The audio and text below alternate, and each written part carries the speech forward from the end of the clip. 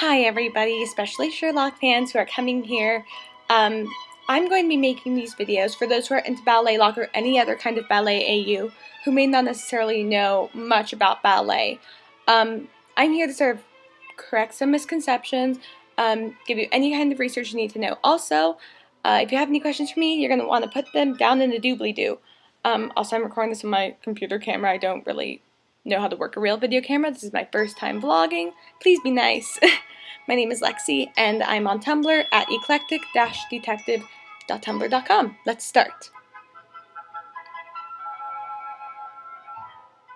Okay, so today's video is actually going to be all about pointe shoes. So I have gotten this asking essentially for any and all pointe shoe tips. Now, pointe shoes are a tricky thing because everybody is totally different on them. So I'm going to start by giving a little bit of background. As I said, my name is Lexi.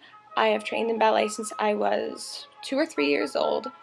Went on pointe really late at 14, which was bad for me. But essentially I have very horrible ballet feet, so I've had to try a lot of things and work my way through and figure things out. So the first thing you should need to know about pointe shoes is that it's completely different for everybody. There are countless different brands, and from there they each have their own models. This is my first pair of pointe shoes. It's one of the shoes in that pair. And this is a Block Synergy, which is model number SO100.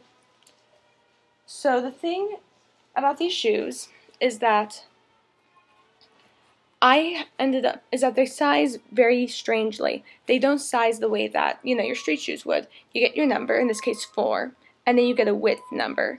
Now, these shoes are actually, I think they're Block's Australian shoes. I'm an American, as you can tell, but they, for some reason, had them at the place where I went to get my shoes. So 4YYY is what I would say, and as you might be able to guess, the bigger the number, the bigger the shoe this way, the more amounts of letters, the wider it will be this way.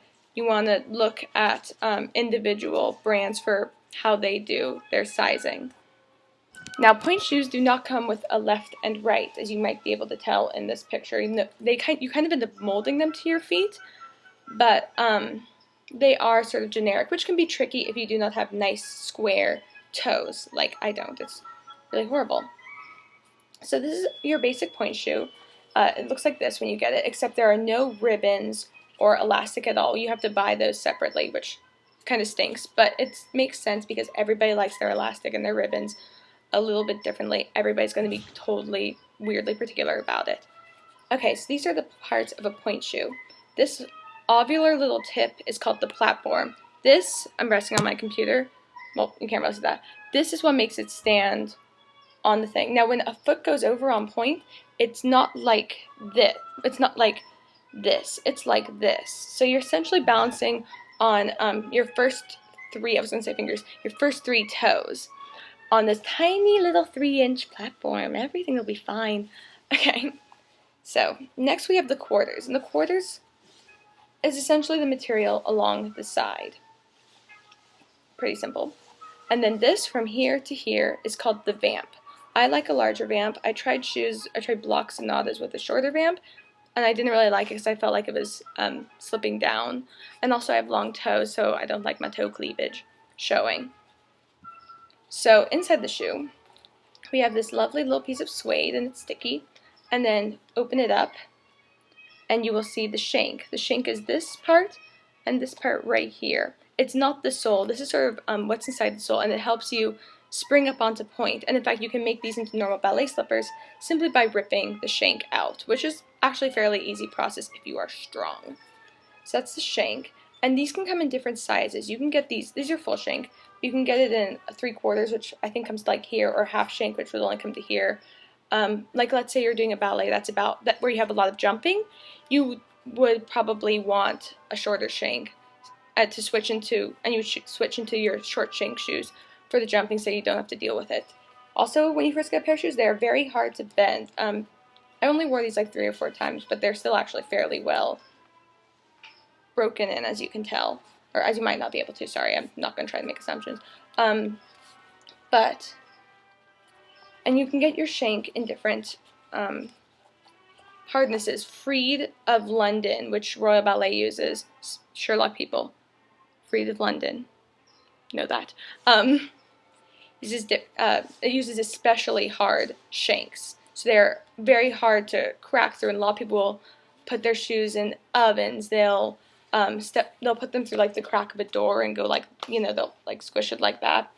I have weak arches, so I like to not do any of those things and to sort of strengthen my arches by being forced to break in through the shoes on my own. Here is a pair of very broken in shoes that you can see, and I can mesh them pretty well. This here is the toe box. You might not be able to see here clearly, but it kind of goes like this and up around, and it's a piece of, well, it used to be made of wood. I'm not sure what it is now. I think it's resin, but as you can hear, it's a very hard thing. And here's the difference. These are my not really broken in shoes. Can't really bend it at all. And here are my super broken in shoes, where I can, here I'm going to take the padding out so you can see better. I can touch and squish and mold and all those wonderful things to the shoe. Underneath it, a toe box, I like to break my toe box, but some people prefer a really strong one. It's pleated all nicely, and then we have your sole, which is some kind of leather. And you will notice these little, not only does it always have the make and model on it, it doesn't say Synergy, but it says SO 100. It has these little cross marks, and these are because when you go on Pointe, you actually don't come from flat to full unless you're Russian. You come flat, demi-pointe, which is tiptoes for those who aren't super familiar with ballet, and then from there all the way on to full pointe, so it goes da-da-da-da-da-da-do, like that. So you spend a fair amount of time on your demi-points, and you need this to be not super slippery. So these I didn't really scrape up, but a lot of people like to take some sort of razor and just whack it across diagonally, as you can see. And dancers also use what's called rosin, which is this sort of sticky rock, and you put it in, there's a box near the studio, and you step on it with your pointe shoes, and it coats your shoes so that you don't slip and die. Okay, sorry, I'm playing ballet music in the background. Here we have a drawstring. Now the drawstring is never left in a bow. It is a bow or a knot, and it is always tucked in or cut off. The drawstring is rarely used. You're hurrying to class, you just kind of don't really care about it. You get it in your place, and then you're done. Now, because this video is aimed at people writing Ballet AU, specifically, I think I said BalletLock earlier. Oh my god, did I? Okay. Specifically BalletLock. The thing with dance companies is that your shoes come free. Well, not free to the company, because these are a normal pair of pointe shoes, no custom add-ons, not from a particularly advanced brand, and I think that these put me back $60, and that's without ribbons and elastic and padding. So shoes are expensive, and so it's nice that companies provide them for you. Once you go into a ballet company, your shoes are sized specifically for you, and you essentially get a custom shoe. And once you get it, you can ask to make the vamp taller or shorter. You can ask to make the throat, which is this shape, U shape, or V shape. V-shaped, whichever you please. You can ask for a thread drawstring like this, or an elastic drawstring. You can have your quarters lower, maybe like this, if you want to make your arch look nicer, and then a higher or lower heel. Essentially, anything you want within reason. And if the shoe needs to be dyed, if you're doing Nutcracker and say you need red pointe shoes for the Russian dance, they will be actually sized a little bigger because they always shrink when they're dyed. Now, a shoe can last about 8 hours of dance normally. So the average dancer with the Royal Ballet starts a day with a 75-minute class. From there, they move on to about 6 or 7 hours of rehearsal. Then they get a dinner break, and then they perform.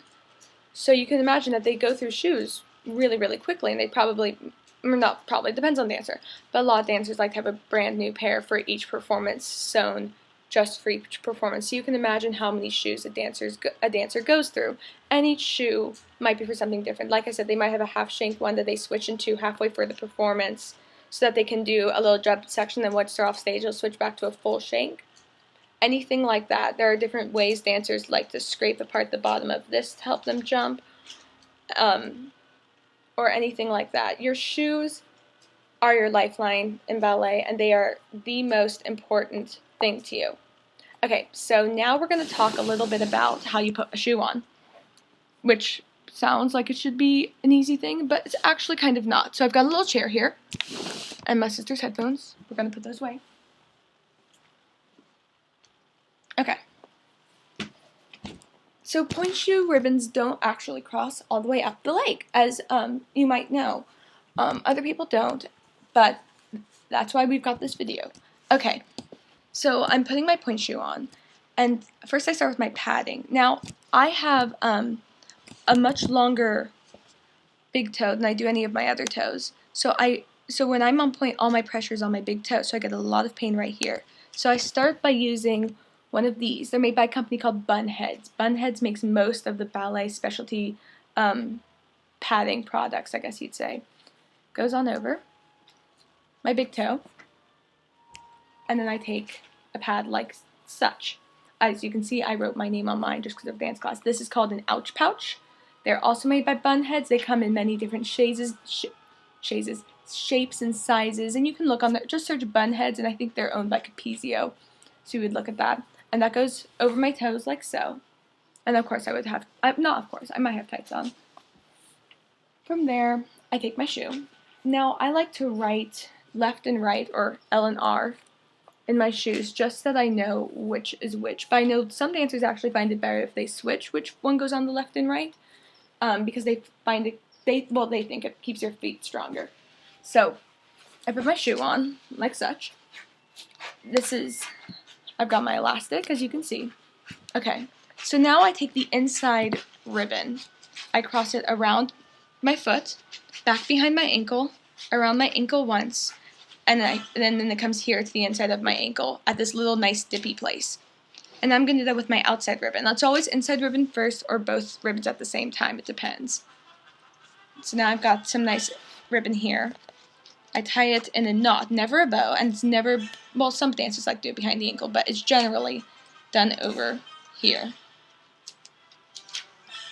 So I've got my knot, and I will tuck it behind my ribbons, like so, as you can see.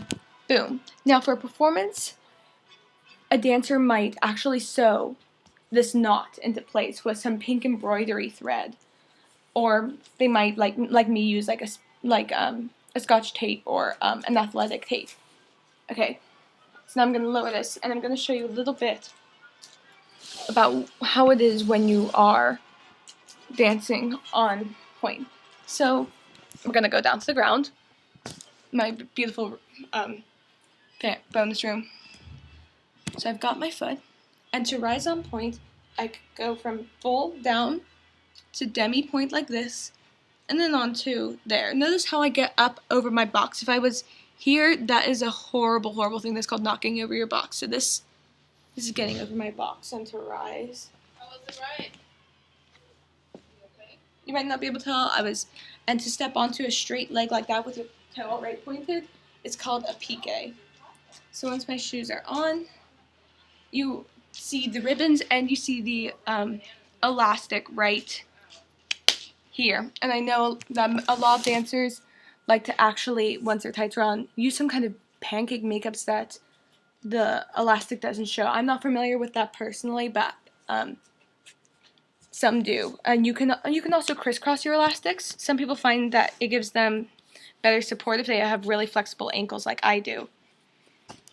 So that's basically all you need to know about pointe. At least pointe shoes and how they work. If you have any additional questions, you can ask me on Tumblr, or you can comment down below in the doobly-doo. Okay, that's all. I hope this wasn't too awkward. Have a great time, Sherlockians. I'll try to make more videos if you want them, if you like them. Have a wonderful day, and happy fanfic and fan art-ing and jiffing. Yes, I say GIF, not GIF, but it doesn't matter. GIFing, whatever. Bye.